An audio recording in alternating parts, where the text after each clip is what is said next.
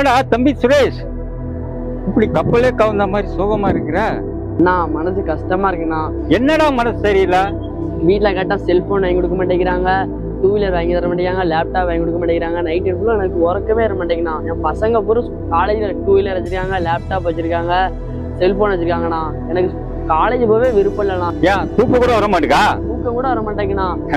தம்பி சுரேஷ், இந்த வயசுல எல்லாருக்கும் இருக்கிற பிரச்சனை தான். உன் வயசு இருக்கும்போது எனக்கும் தான் இருந்தது. இதுக்கெல்லாம் கவலைப்படுவாங்களாடா?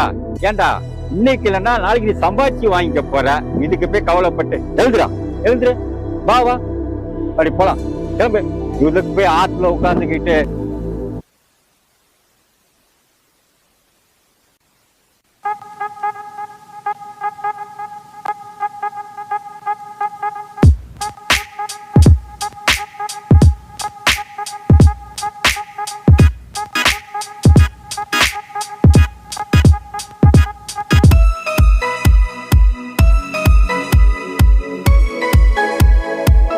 அண்ணா மகிழ்ச்சியா இருக்குண்ணா.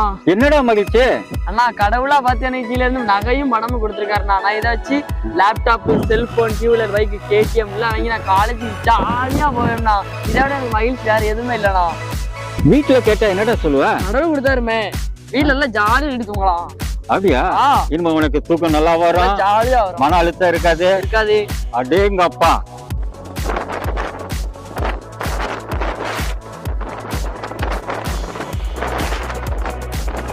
இதை விட ஒரு பெரிய சந்தோஷம் உனக்கு நான் காட்டுட்டா? என்ன சந்தோஷமே? இதோட அதிகப்படம் இங்க கீழே கிடக்கானா? ஆமாடா, அங்க கிடைக்கு, வா காட்டுறேன், வா. ஐயோ ஐயோ, நான் என் பணத்தை காங்கலையே. நான் என் பிள்ளை வந்தா நான் என்ன பதில் சொல்லுவேன்? எவ்வளவு ரூபா வச்சிருந்தேன், நான் பேங்க்ல போய் எடுத்துட்டு வந்தேனே. பணமும் நகையும் மஞ்சள் பையில வச்சிருந்து கொண்டு வந்தேனே, எங்கனையோ போட்டுட்டேனே, காங்கலியே. வீடு முழுக்கும் தேடி பார்த்தேனே, காங்கவே இல்லையே. வார இடத்துலயும் தேடி பார்த்தானே, காங்கலியே. என் பிள்ளைக்காக நான் MBBS படிக்கிறதுக்காக நான் இந்த பணத்தை எடுத்துட்டு வந்தேனே, பிள்ளை சீட்டு கிடைச்சிடுத. எப்பா நான் என்ன செய்வேன்? காங்கலியே, நான் பிள்ளை வந்தா நான் என்ன பதில் சொல்லுவேன்? அவ பணம் கிடைக்கட்ட அவ வருமுன்னு நான் எங்கேயாவது போக வேண்டியதுதான். அம்மா, நீங்க எங்கேயும் போக வேண்டாமா, உங்க பணம் இங்க இருக்கு.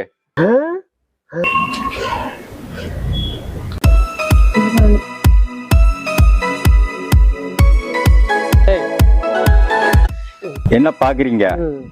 இவன் என் தம்பி, இவன் பேரு சுரேஷ். இவன் கிட்ட உங்க பொருள் கிடைக்க போய் பத்திரமா கிடைச்சது. இதே வேற யாருக்கும் கிடைச்சிருந்தா என்ன ஆயிருக்கும்? நீ நல்லா இருப்பாடா என் தங்கம். இந்த பணத்தை கொண்டாந்து நீ தரலன்னா என் பிள்ளை MBBS படிக்க முடியாது. பணம் வச்சு சேர்ந்துருவா.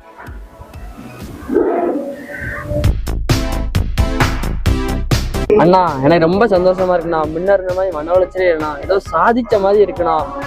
இப்போ இந்த பணம் உனக்கு கிடைச்ச உடனே எவ்வளவு சந்தோஷப்பட்ட. நான் செல்போன் வாங்கிடுவேன், ஒரு லேப்டாப் வாங்கிடுவேன், நான் 2 வீலர் வாங்குவேன், பாக்கெட் மணியா வச்சுக்குவேன், இப்படிலாம் சொல்லி சந்தோஷப்பட்டல. அப்படி நீ செலவுச்சிருந்தனா அந்த சந்தோஷம் உனக்கு 3 நாள் 4 நாள் தான். இப்போ நம்ம ஊர்க்காரங்க தான் இவங்க. பக்கத்துல அவங்க பணம் போச்சு, அந்த பொண்ணுக்கு எக்ஸாம் ஃபீஸ் கட்டல, பாவம் அந்த அம்மா அழுதுட்டு இருக்கு, எங்கேயோ காணாம போச்சு, அப்படி இப்படின்னு ஏதாவது தகவல் வந்தா அதுக்கப்புறம் உன் மனசு எவ்வளவு கஷ்டப்பட்டிருக்கான். அந்த சந்தோஷம் 3 நாள் தான், ஆனா அந்த கஷ்டம் லைஃப் லாங்கா இருக்கும்ல. இப்போ அவங்களுக்கு நீ உதவி செய்யறது மூலமா அந்த கஷ்டமும் போச்சு, உனக்கு பெரிய கிஃப்ட் வந்துருச்சு. இப்ப எவ்வளவு சந்தோஷமா இருக்கு பாத்தியா? இதை விட இன்னொரு உண்மை இருக்கு, என்ன தெரியுமா? அதாவது உன்னை ரொம்ப நாளா எதிர்த்துட்டு இருக்க ஒரு எதிரி இருக்கான் வச்சுக்கோ. அந்த எதிரிக்கு எப்படா அவனுக்கு உதவி செய்யலாம் அப்படின்னு நீ காத்திரு. அவன் ஏதாவது ஒரு பிரச்சனைல மாட்டும் போது முதல்ல அப்ப நீ உதவி செஞ்சு பாரு. அந்த சந்தோஷம் இதை விட பெரிய சந்தோஷம், தெரியுமா?